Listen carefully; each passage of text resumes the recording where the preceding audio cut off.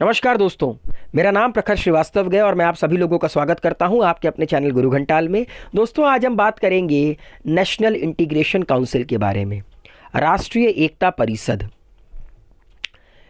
दोस्तों, national integration council का जन्म जून 1962 में हुआ, जब हमारे देश के तत्कालीन प्रधानमंत्री पंडित जवाहरलाल नेहरू ने इसका इनॉग्रेशन किया। क्योंकि उस वक्त हमारे देश में दो मुद्दे काफ़ी ज़्यादा हावी थे हिंदुस्तान के ऊपर, जो कि हिंदुस्तान की ग्रोथ को रोक रहे थे। पहला कम्युनलिज्म, कहते नहीं जातिवाद, एंड दूसरा रीजनलिज्म, सिर्फ अपने रीजन के बारे में सोचना, सिर्फ अपने क्षेत्र के बारे में सोचना।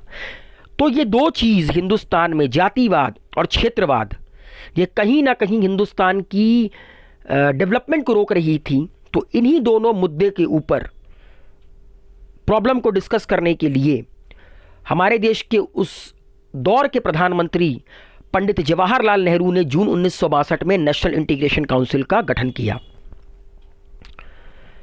अब बात करते हैं इसके चेयरमैन और मेंबर्स के बारे में, क्योंकि अगर कोई भी बॉडी है तो वो बॉडी के इंग्रेडिएंट्स क्या हैं, उनके आर्म्स क्या हैं, उनके ऑर्गन्स क्या हैं, वो जानना बहुत ज़रूरी है। पहली चीज़, नेशनल इंटीग्रेशन काउंसिल को चेयर करता है हमारे देश का प्रधानमंत्री। मतलब इस वक्त हमारे देश के प्रधानमंत्री नरेंद्र मोदी हैं। Narendra Modi is the chairman of national integration council. इसके अलावा कुछ और लोग भी होते हैं जो कि एनआईसी के मेंबर होते हैं, जिनमें कि कुछ यूनियन मिनिस्टर्स होते हैं, leader of the opposition in the Lok Sabha and the Rajya Sabha, chief minister of all states, और अगर यूनियन टेरिटरी में कोई एडमिनिस्ट्रेटर गया, लेफ्टिनेंट गवर्नर गए तो वो।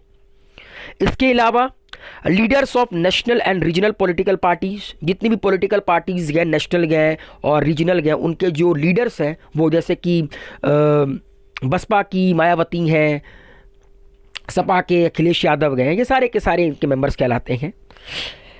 Chairperson of the national commission, eminent journalist and other public figures in India, ये national integration council के क्या होते हैं, मेंबर होते हैं। क्योंकि देखिए, सिंपल सी लॉजिक है, क्षेत्रवाद पर बात करनी है, जातिवाद पर बात करनी है ना, तो इन सब का वहाँ पे होना बहुत ज़रूरी है। सिर्फ और सिर्फ राजनेता क्षेत्रवाद और जातिवाद को नहीं सुलझा सकते।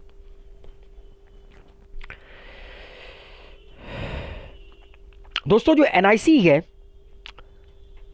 इसका गठन किया गया था, had set up standing committee, sub committee and sub group over the year to discuss on specific problem.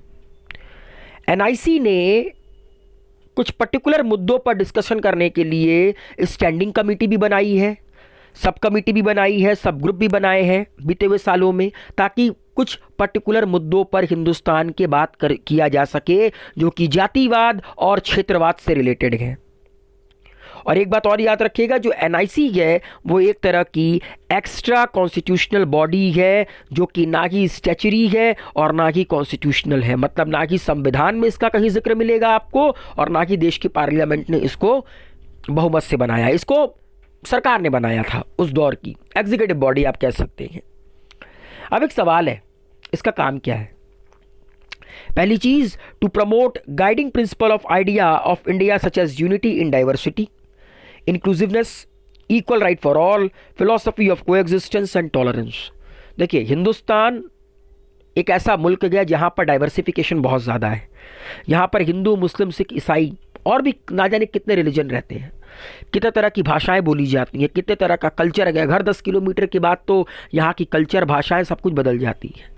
तो इतने ज़्यादा डाइवर्सिफाइड मुल्क को संभालने के लिए भी कोई ना कोई पर्टिकुलर बॉडी होनी चाहिए। क्योंकि मैं आप लोगों को एक बात बताना चाहता हूं, जब हिंदुस्तान आज़ाद हुआ था 1947 में और हिंदुस्तान को खैरात में पार्टीशन मिला था, तो बाकी सारे मुल्कों ने यह कहा था कि हिंदुस्तान इतना ज़्यादा डाइवर्सिफाइड है ना कि अभी हिंदुस्तान का बंटवारा और होगा। मगर 1947 के बाद आज तक हिंदुस्तान का बंटवारा ना कभी हुआ ना कभी होगा। ये पॉसिबल ही नहीं है, ये कोई सपने में भी नहीं सोच सकता।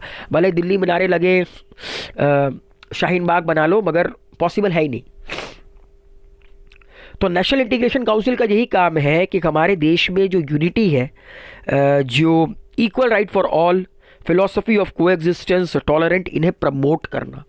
किस तरह हमारे देश में इन सारी चीज़ों को प्रमोट किया जा सके ताकि अखंड भारत बने, सूत्र में भारत को बांधा जा सके, उसके आइडिया पर डिस्कस करता है एनआईसी।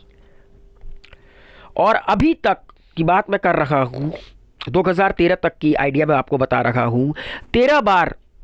16 बार ये काउंसिल मिल चुकी है। एंड 2013 में हमारे देश के प्रधानमंत्री कौन थे? मनमोहन सिंह। और मनमोहन सिंह ने एनआईसी की 16वीं मीटिंग को चेयर किया। आखिरी मीटिंग वही थी। और 16वें नेशनल इंटीग्रेशन काउंसिल में 148 मेंबरों ने पार्टिसिपेट किया। एंड उस एनआईसी मीटिंग का जो मेन एजेंडा था वो ये था कि जो कम्युनल वायलेंस है हमारे देश में, उसको किस तरह कम किया जा सके। औरतों के ऊपर जो अत्याचार हो रखा गए, इसके अलावा एसटी एससी के खिलाफ जो क्राइम बढ़ रखा गए, उनको किस तरह रोका जा सके, किस तरह सॉल्व किया जा सके। और not allowing any political party to get benefit from communal violence, कि दंगे फसाद कर कर कभी भी किसी पॉलिटिकल पार्टी को किसी भी तरह का पॉलिटिकल, या कह सकते हो आप लोग इलेक्शन में कोई लाभ ना मिले, उसको किस तरह इंप्रूव किया जा सके। इसके बारे में बात किया गया था 16वीं नेशनल इंटीग्रेशन काउंसिल की मीटिंग में। तो उम्मीद है आप लोगों को समझ में आया होगा कि एनआईसी का गठन क्यों हुआ था, इसके मेंबर क्यों हैं, और क्यों इसकी मीटिंग होती है, और आखिरी मीटिंग का एजेंडा क्या था। यार सिंपल सा लॉजिक है, हमारे देश में लिटरेसी बहुत ज़रूरी है। बिकॉज मेरा मानना है कि हिंदुस्तान में इतना पोटेंशियल है ना कि हिंदुस्तान पूरे वर्ल्ड को अपनी जेब में रख सकता है। मगर फ़र्क सिर्फ इतना है ना कि हम यही जातिवाद और क्षेत्रवाद में मात खा जाते हैं।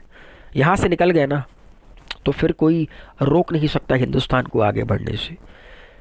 तो लोगों की कहीं सुनाई बातों पर ना जाएं, खुद का दिमाग लगाएं। ऊपर वाले ने दिया है ना, खुद का दिमाग लगाएं। Wish you all a very good luck, take care, good bye.